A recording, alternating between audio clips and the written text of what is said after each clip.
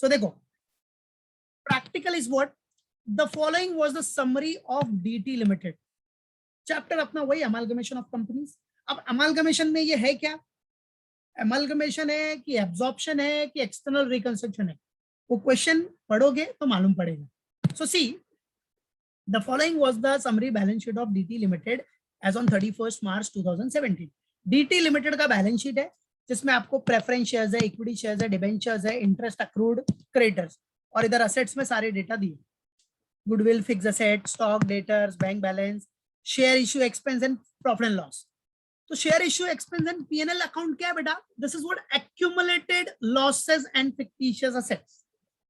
मतलब ये दोनों आपका हो गया fictitious assets and accumulated losses.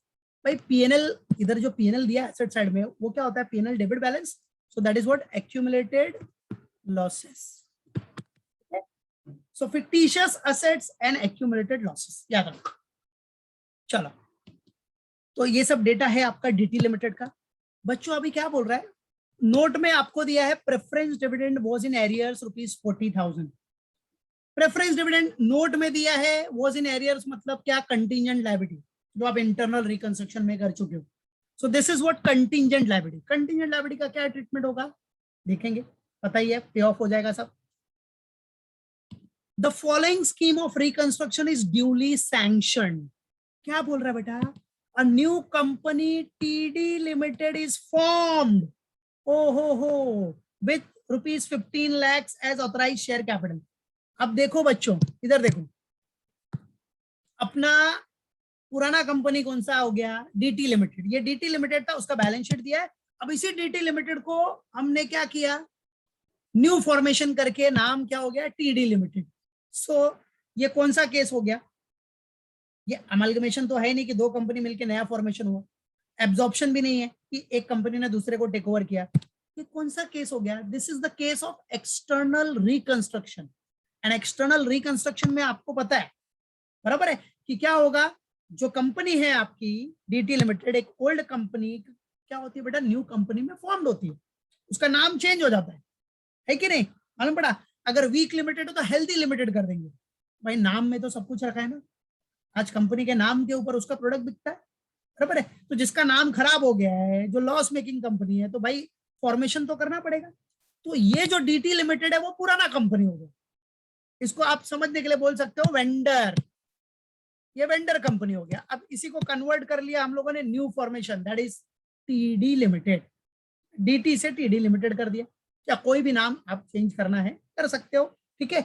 तो this is the case of what external reconstruction. बाकी सारा ट्रीटमेंट जैसा अमालगमेशन में करते हो सब कुछ वही है बेटा, राइट है। तो हमेशा याद रखना, अमालगमेशन में और एक्सटर्नल रिकंस्ट्रक्शन में न्यू फॉर्मेशन होता है, new formation is there, company नया कंपनी बनती, नया कंपनी फॉर्म होता है। एब्जॉर्प्शन में न्यू फॉर्मेशन नहीं होता, याद, सब एमसीक्यूज के लिए जो फाइनल एग्जाम होगी उसमें इंपॉर्टेंट है, बराबर है। एब्जॉर्प्शन में न्यू फॉर्मेशन नहीं होता क्योंकि उसमें अभी गावस्कर लिमिटेड ने कपिल लिमिटेड को टेक ओवर किया, तो नाम तो मेरा ही रहेगा ना, गावस्कर लिमिटेड, कपिल को तो मैंने एब्जॉर्ब कर लिया, दैट्स इट, बराबर है कि नहीं। तो उसमें कोई नया फॉर्मेशन नहीं होता, गावस्कर लिमिटेड ही कंटिन्यू रहेगा, गॉट इट। सो आ जाओ, तो फिलहाल ये एक्सटर्नल रिकंस्ट्रक्शन का केस है, बराबर है। This is what new formation, यहाँ न्यू फॉर्मेशन हुआ है बेटा, तो आ जाओ, न्यू फॉर्मेशन हुआ है, formed with ₹15 lakhs, 15 lakhs amount है as authorise share capital, divided into what, 1,50,000 equity shares of ₹10 each, ठीक है। तो ये ऑथराइज शेयर कैपिटल इस कंपनी का दिया है, कोई बात नहीं।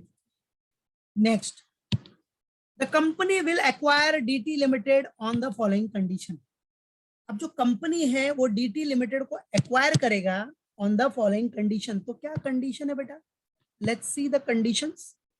सो condition number 1, old companies debentures, क्या बेटा, old company debentures will be paid by similar debenture in the new company, similar debenture, that's it, ठीक है।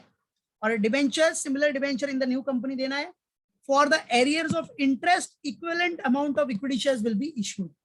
और जो इंटरेस्ट है ना इनका, इंटरेस्ट के लिए क्या देंगे हम लोग, equivalent amount of equity shares, ठीक है। इंटरेस्ट सेटल करने के लिए we will what give equity shares, कोई बात नहीं, सेटलमेंट कर रहे हैं ना, बस second point is what, second point क्या बोल रहा है बेटा, क्या कंडीशंस है, the company will acquire DT limited on the following condition में सेकेंड वाला कंडीशन है the creditors will be paid, creditors will be paid for every ₹100 of their claim. क्या बोल रहा है, the creditors will be what बेटा, paid for every ₹100 of their claim, ₹16 in cash, ₹16 cash and 10 equity share in the new company। तो इसका हमको properly working note we have to do it, no need to worry. क्या बोल रहा है बेटा, the creditors will be paid for every 100 of their claim, जो creditor है ना, एवरी 100 ऑफ देयर क्लेम हम उनको क्या पे करेंगे, 16 का कैश देंगे, बराबर है,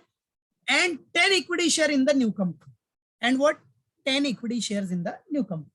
सो नॉर्मल कैलकुलेशन है इसका, ₹100 पे 16 का कैश, तो क्रेडिटर है कितना, 5 लाख, तो 5 लाख पे कितना कैश आएगा, 80,000, तो 80,000 का कैश, और फिर बोल रहा है इक्विटी शेयर भी देना है, तो वही सेम फंडा, ₹100 पे 10 इक्विटी शेयर देंगे, बराबर, 10 इक्विटी, तो 5 लाख पे कितना equity, that's it, cross multiplication. इसका वर्किंग नोट करूंगा मैं, डोंट वरी, ठीक है। चलो उसके बाद अपना क्या है नेक्स्ट, ये तो खाली एक रिव्यू कर रहे हैं क्वेश्चन, फिर working note we will do it. C वाला पार्ट क्या अपना, प्रेफरेंस शेयर होल्डर्स, क्या बेटा, preference share holders are paid 10 equity shares in new company, ठीक है। क्या बोल रहा बच्चों, जो प्रेफरेंस शेयर होल्डर्स है are paid 10 equity shares, preference share holder को कितना दे रहे हम लोग, are paid 10 equity shares in the new company for each shares held by them in the old company. Okay, so याद रखना, preference shareholders are paid 10 equity shares in the new company for each shares held by them, each share held by them in the old company. They will not press for their dividend arrears, ठीक है, dividend arrears के लिए वो लोग इतना press नहीं कर रहे, कोई बात नहीं, बट प्रेफरेंस शेयर होल्डर जो है अपनी, ये देखो है ना, preference share holder that is 2500 cumulative preference shares of 100 is 250, तो वो बोल रहा है कि preference share holders are paid 10 equity shares, उनको 10 इक्विटी शेयर्स हम देंगे in the new company, right है, 10 equity share in the new company for each shares held by them in the old company, और each share held by them in the old company, बराबर है। तो जितना भी share उन्होंने hold किया old company में, उसके हिसाब से they will not press for their dividend arrears, ठीक है। तो इसका भी कैलकुलेशन हम लोग कर लेंगे, कोई टेंशन नहीं है, क्योंकि डायरेक्टली दिया ना, आर पेड 10 इक्विटी शेयर, उनको 10 इक्विटी शेयर मिलेगा इन the new company for each equity shares held by them, मतलब अगर उनका एक शेयर है तो उनको 10 मिलेगा, सोचो, वाह, 10 इक्विटी शेयर्स मिलेगा, ठीक है, प्रेफरेंस शेयर्स का। तो उसका कैलकुलेशन करेंगे, विल डू इट। तो ये आपका नेट पेमेंट मेथड के हिसाब से आप, क्योंकि नेट पेमेंट मेथड में क्या होता है, जब पीसी बनाते हो तो इक्विटी शेयर होल्डर का सेटलमेंट और प्रेफरेंस शेयर होल्डर का सेटलमेंट वही तो करते हो बेटा, इक्विटी एंड प्रेफरेंस का ही सेटलमेंट करते हो ना, इक्विटी को या तो कैश दे रहे हो या तो शेयर्स दे रहे हो, प्रेफरेंस को या तो कैश दे रहे हो या तो शेयर्स दे रहे हो, दैट्स इट, सिंपल, ठीक है। चलो उसके बाद क्या बोलता है बेटा अपने को, equity share holders will be given 10 equity shares.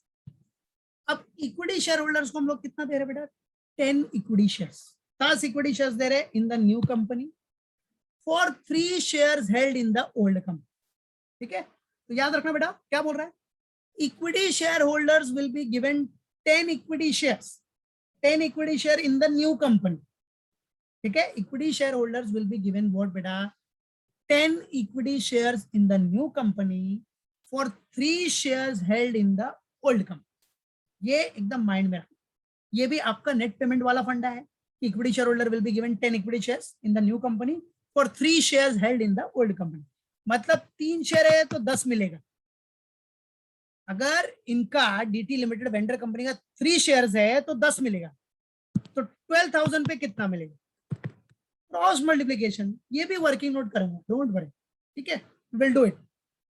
फिर उसके बाद आगे क्या बोल रहा है, expenses of ₹20,000 will be borne by new company. 20,000 का एक्सपेंसेस कौन बॉर्न कर रहा है बेटा, new company as a part of purchase consideration, बराबर है। तो 20,000 का एक्सपेंस है, will be borne by whom, new company as a part of PC, ठीक है भाई। न्यू कंपनी अगर बॉर्न करेगा कोई भी एक्सपेंसेस, तो पता है ना हम क्या करते हैं, गुडविल को डेबिट करते हैं, यस और नो, बराबर। न्यू कंपनी अगर कोई भी एक्सपेंसेस बॉर्न कर रहा है और उधर तो बोल दिया as a part of PC, ठीक है। आ जाओ, third one is what, adjustment. The new company will take the current asset at their book value. क्या बोल रहा है, the new company will take the current asset at their book value, मतलब जो भी करंट असेट है like stock, debtors, bank balance, ये सब क्या बोल रहा है, बुक वैल्यू पे ले। एक्सेप्ट, एक्सेप्ट बोल दिया, एक्सेप्ट स्टॉक, स्टॉक को छोड़ के, तो स्टॉक का एग्रीड वैल्यू होगा, stock which will be reduce by 15,000, stock 15,000 से कम हो गया।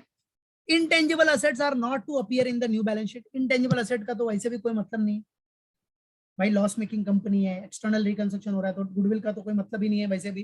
Goodwill, fictitious assets, profit and loss, ये सब कोई मीनिंग नहीं है, सब राइट ऑफ हो जाए। Intangible assets are not to appear in the balance sheet, appropriate adjustment being made in the value of fixed asset, ठीक है। तो जो भी एप्रोप्रिएट एडजस्टमेंट होगा that will be made in the value of fixed asset. Remaining equity shares in new company, अब क्या बोल रहा है, जो भी रिमेनिंग इक्विटी शेयर्स है, remaining equity shares in the new company are issued to the public, are issued to whom, public, and are fully paid, are fully paid, ठीक है। तो याद रखना, remaining equity shares in the new company are issued to the public, remaining कितना होगा, कैसा निकालेगा, ये 1,50,000 है ना न्यू कंपनी का पूरा इक्विटी शेयर्स कितना, 1,50,000 इक्विटी शेयर्स, 1,50,000, उसमें से आपने जो भी क्रेडिटर्स को इशू किया रहेगा, प्रेफरेंस शेयर होल्डर को इशू किया रहेगा, इक्विटी शेयर को दिया रहेगा, इक्विटी शेयर होल्डर को, सब माइनस करने के बाद जो रिमेनिंग आएगा ना, remaining, that will be issued to public, वो पब्लिक को इशू करेंगे, तो उसका भी कैलकुलेशन आपको करना पड़ेगा।